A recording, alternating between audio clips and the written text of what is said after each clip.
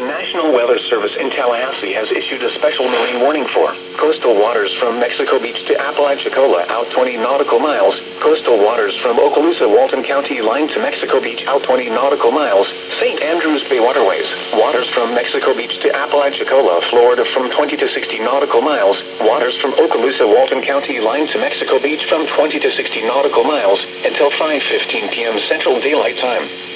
At 2:10 p.m. Central Daylight Time, strong thunderstorms were located along a line extending from 32 nautical miles southwest of Oriskany Reef to 46 nautical miles southwest of Okaloosa Deepwater Reef to 67 nautical miles south of Pensacola Beach to 88 nautical miles southwest of Empire Micah Wreck, moving northeast at 20 knots.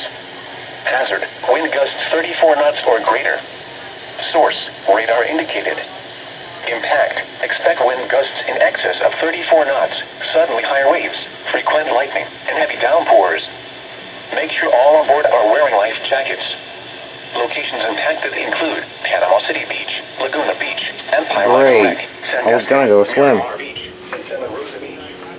You need to stay further until hazardous weather passes. Guess I'm not swimming now.